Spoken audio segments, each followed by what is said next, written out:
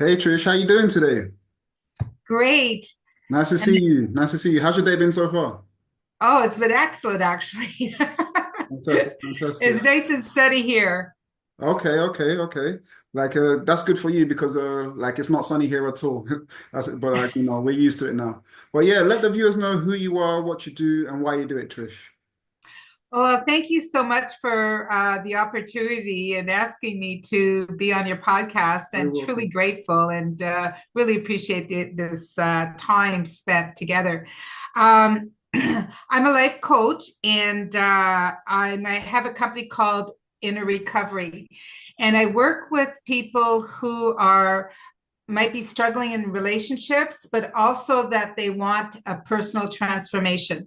Like a lot of people tend to be stuck in fears and or even stuck in the past, especially if they've had a bad relationship or they don't know how to trust and those type of obstacles that block us. So I help them and give them soft tools to get through that. As well as I do incorporate Qigong, which is a practice has been around for over 4,000 years. And I've been doing it for 15 years and I've been teaching it. And I incorporate it in because it brings in mindfulness and with an intention and helping calm the body down and everything. So, which is very powerful, as well as I offer free personal assessment in talking about the 10 traits that hold us where we are. And I walk them through a breakthrough point that subconsciously they're not even aware of. It's very interesting. Like the different example of different traits could be like how well you focus, your emotions. Sometimes it shows that you've got this mask that you're hiding. You're trying to be this happy person, but really there's an underlying issue. It could be that how you're being a scapegoat, the way you come around to people. So it shows different how composures and how you handle things. So it's been very, very eye-opening, and to see that they're really blown away. So it's quite interesting. Anyway, so I do offer that as well, and I that's about it. So. Okay, great, great. Yeah, I'd like to actually talk more about those 10 traits that you mentioned. But before we talk about that, you did mention being stuck in the past, like for some people, like because some people, well, a lot of us have had struggles in previous relationships, and people find it hard to move on from those like past things that have happened in their lives. So looking at yourself now, when you look at like previous struggles that you've had in previous relationships, like how did you navigate through those struggles to get to where you are now? Yeah. So it's a very good question. I think really focusing on mindfulness, being in the present, really trying to, like, I have a coaching program that offers 5 steps as well as one-on-one coaching I do for sure. But these steps is like the first one week would be about the power of your thoughts, how that influences our whole body, and whatever you're thinking subconsciously, you don't even know what's going on subconsciously, but your body is reacting to that still. So it's how do you release some of those emotions and things like that, and what is holding you back that way. And so how do you, and I give them the soft tools to get them to be more mindful in the present, and so that they can move forward, because right now they're feeling always stuck, and nothing worse than you going on a date and you've been separated from your ex or for 6 years, and you're still talking about um, how they betrayed you and how they cheated on you. And it's just like on the first date. I know I had that happen to me once, and I'm thinking, oh my gosh, you're so full stuck in the past. Like there's, you have to do.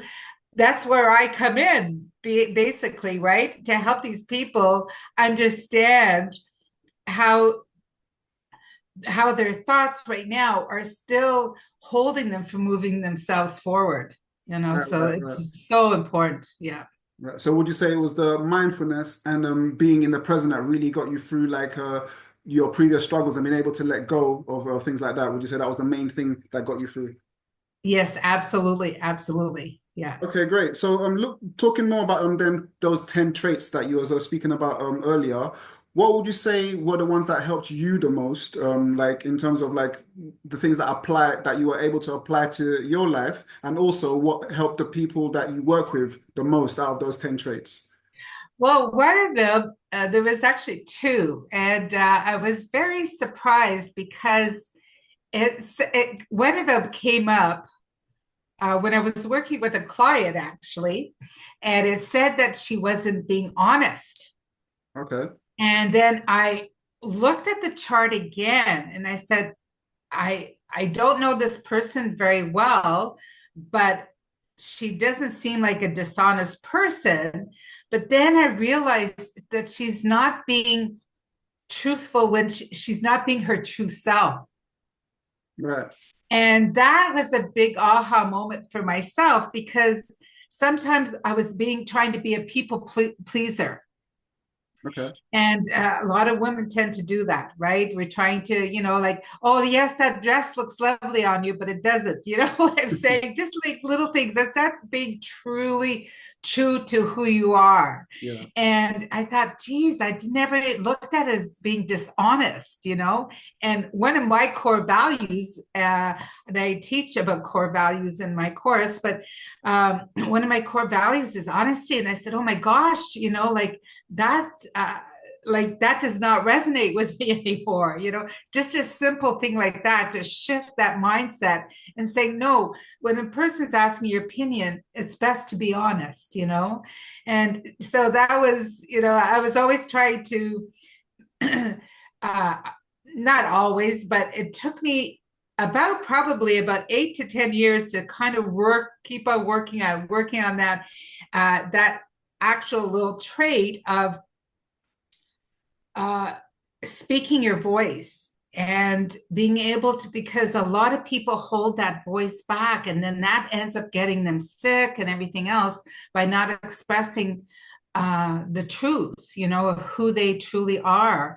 And so what happens is that the body reacts to that, and then those discomfort within ourselves can cause cancer or other sicknesses that we don't even associate one to the other.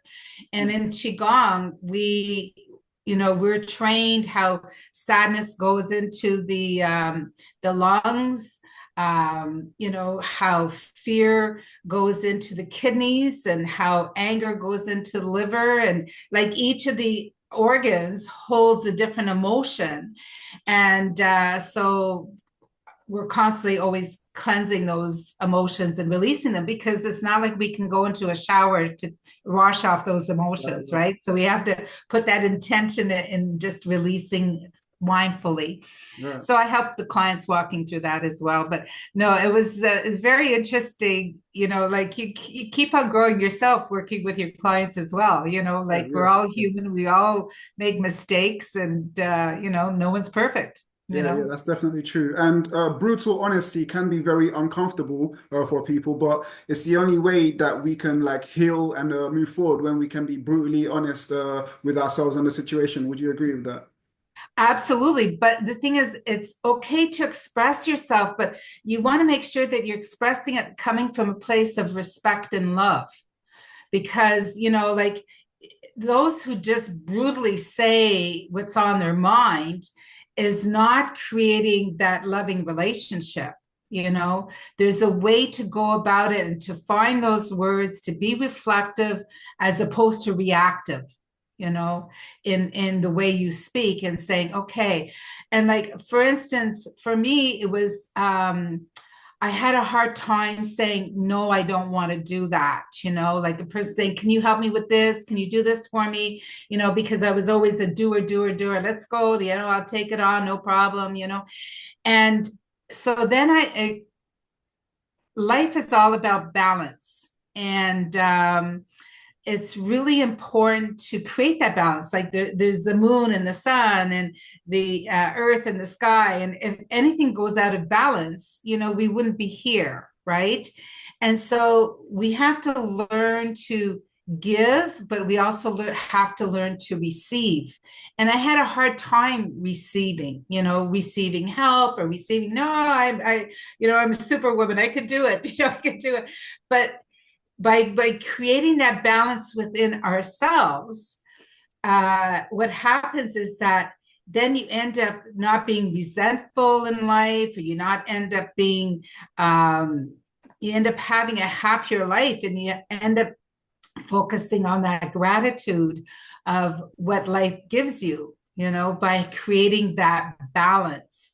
And I had a hard time because I had a hard time saying no. I said to myself, okay, how can if someone asks me a question, what I would say is, let me check my schedule and I'll get back to you.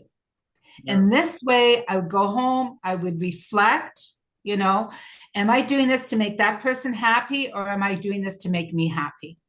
And Right. you need to be doing it to make you happy, Right. because it's your time that you're giving away in life. We tend to forget how precious our time is. Right. And it's really important that other people recognize that too, Yeah, yeah, So yeah. Yeah, speaking more about balance, because you mentioned having a balance. Like people like look into when they look at their like relationships, like sometimes they struggle with finding a balance between them, especially when we're looking at like the kind of gender roles, for example. Like traditionally, one person would lead a relationship and the other person would choose to follow that path. What is your opinion on gender roles when it comes to having someone that can lead a relationship and someone follow, or or being independent of like the person that you're with in a relationship in terms of setting your own path forward? How does that dynamic work in your view when it comes to having a again, it's all about giving and receiving, and whatever that may be. Like my son, he tends to do all the cooking, and the wife does the cleaning, and like everyone's a little bit different. There's no set rule as what's right, what's wrong. It's whatever you want to work out together, that everyone is feeling very happy with that arrangement, Mhm. because that's what has to work for the two of you. And I just know that I remember when I went to China, and I was at a Qigong conference, and I ended up meeting people that don't eat, which I'd never heard of before. They don't eat food. Okay. And they create that balance within themselves of giving and receiving to whoever, whether it's the universe or whoever they believe in. Okay. And they're just so in a spiritual mindset, right, of giving and receiving, giving, receiving. And it's through that they maintain their life. And I had met one person, two people from Russia. One hadn't eaten in a year, and another person hadn't eaten in 2 years. But there was this one lady from China that actually hadn't eaten. She was closer to 140 years old. Her passport said she was 125. She looked like she was 58. And I said to myself, what am I doing here? I was guided to go to China, and I ended up linking in with this Qigong conference, which I didn't even know about until I got there. But it was, and I stayed at the Shaolin Temple for 3 weeks, and I wanted to understand the sort of the hidden secrets in some ways of what keeps us young. What is it that keeps us from getting sick? What is it that, because I found that Qigong had so many beautiful things that, like I've seen people get off their high cholesterol, like medication, like their, I know myself, I practiced what's called inner smile meditation, which is a Qigong practice. And it's going around thanking your organs. And I had heart failure, and and I ended up having heart failure and cancer a couple of years ago, and all at the same time. And it was during the pandemic. So I said, oh, I've got to just, so I ended up starting to do that practice because I didn't know how long it would be before I would have surgery and I have this all fixed or what have you. So I started doing this practice just 2 or 3 times a week and just trying to be grateful and thankful for my organs for working 24 hours a day, 7 days a week. And I ended up, when I had the surgery finally, which was almost a year later, and the surgeon said, I was shocked how good of a condition your organ was in. And I'm thinking, geez, did I heal myself? Like, because he said, normally when you have cancer, it's really deteriorated, but it wasn't. And so I'll never know that. But on the other hand, when it came to the focusing on the heart, because I had a thicker heart wall and the left ventricle wasn't working and all this stuff. And so when after 6 months, when I went back and I had an MRI, they said, everything's normal. You had no longer have that thicker heart wall. You don't have that, everything is working fine. And I'm going, how's that possible? But that's how powerful our thoughts are. That's how powerful the direction you want your mind to go in to try to keep that balance. I took stress. I didn't work. I didn't coach for a year just to focus on me. And because I always felt I was giving, right? And so I was surprised myself when it happened, right? And I thought, of course, the cardiologist couldn't even explain, but I thought, I know what did it, I know. Yeah, so like when you look at like the way your body started working together, I mean your organs, the way they started working together and having that harmony and balance between each other in harmony with your thoughts as well. Like, how do you feel like that relates to relationships in terms of having that kind of support for each other's like roles in a relationship and looking for the best in each other so things can work together in harmony? Do you feel like it relates in that kind of way? Yeah, because I always say, when I talking to my clients, I talk them to the like the 5 codes of love, and I'm sure you've heard of it, your affirmations, the quality of time, your physical touch, to acts of service, receiving gifts. And you have to understand that love language, so that you can continue on working on that balance. Because if someone isn't feeling that they're getting that attention or that act of love that they're looking for, then they feel it's out of balance. Mm. That's one way. Another thing is to understand, I call it the 5 A's of love, and that's the attention, the appreciation, the affection, the acceptance, and allowing the other person to grow. Mm. And giving that space and honoring them in that way, that's giving them balance as well, Right, if right. that makes sense. Yeah, for sure, for sure. Just like yin and yang, like complementing each other's growth and like That's best right. friends going forward. Yeah. And once you understand each other's love language, then you're able to tap into that. Like for me, the love language is just having that physical touch, but also just sharing that quality time together. That is Yeah. so important to me, Yeah. but everyone's different. You can have 2 or 3, but usually you take the top 2 and focus on that for that other person, whatever that may be. Yeah, yeah. But I just want to mention too, in order to really, I feel through my experience and everything else, there's the emotional intelligence that we each need to have. It's very, very important.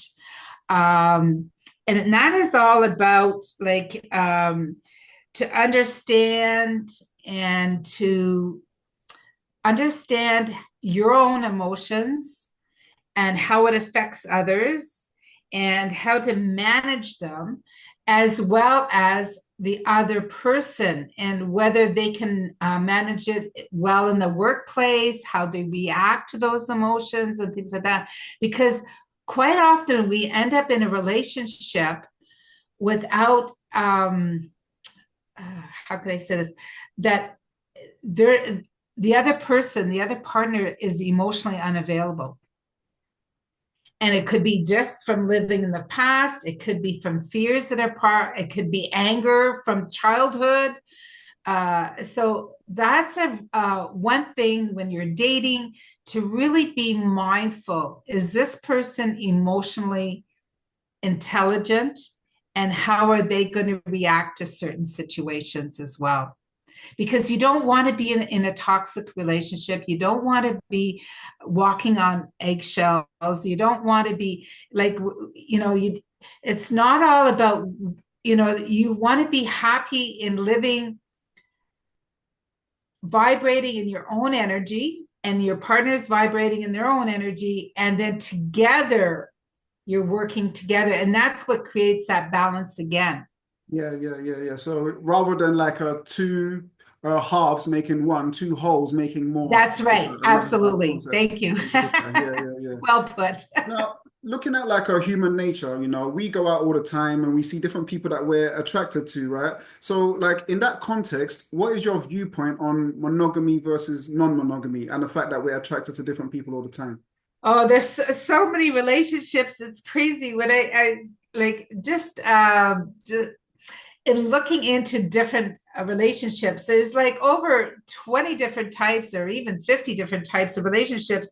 Like there's rebound, there's the casual sex, there's the fling, there's the person that's too independent, then there's the co-independent, and then there's like toxic and companionship. Like, what's the difference between a companionship and a partner? Companion, they don't tend to have goals. They just want to have you as a companion. Whereas a partner usually has goals, so you're working towards something. You've got then you get into the sexual orientation, which has so many different divisions alone, and what their different likes are and what relationships look like to them. So it's really difficult to Yeah, say. so if we focus more on like people that do have a union together, but like for example, let's say that somebody wants to open up the relationship. They have a partner already, but they would like to explore a non-monogamy, but they're kind of afraid of like disrupting their relationship. In what ways do you think they can communicate this desire that they have to their partner? Well, I'm not sure about the way to go about desire. I think if you're just coming up and explore the opportunity, if that's the direction you want to go. I have coached couples that are in that type of relationship. And the thing is, you have to understand, when you bring another person into your relationship, what happens, which I've seen quite often, is it's another dynamic. And then there's another, if you want to say, another human being coming in with that relationship or partnership that you have. And then there comes in other emotions attached to that.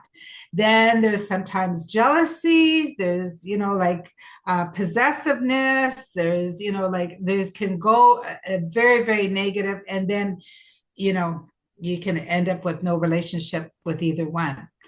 So, it's very, very tricky, if you want to say, but it's nothing, there's no, and I know I had one couple who brought in another person, and they were in a very small town of 500.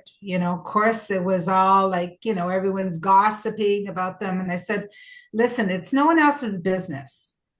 If you guys are happy, then continue on. There's don't let fear of what if other people are thinking about you. If this is making you happy, then go forward with it.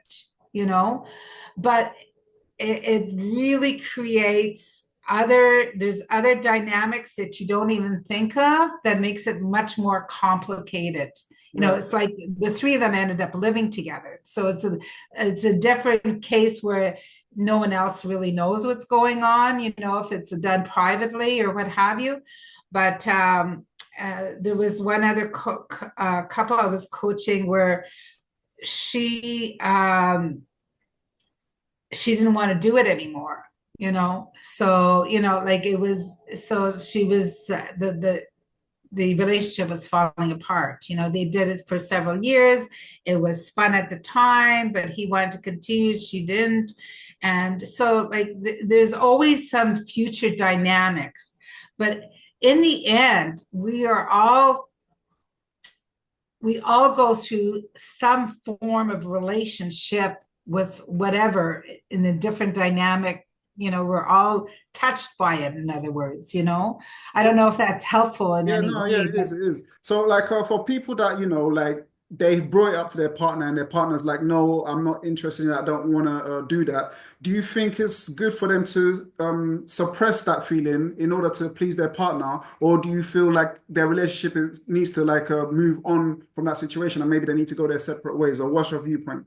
well, again, you have to follow your own heart, whatever is feeling right for you, whatever you think. But the thing is, you sometimes it always looks greener on the other side.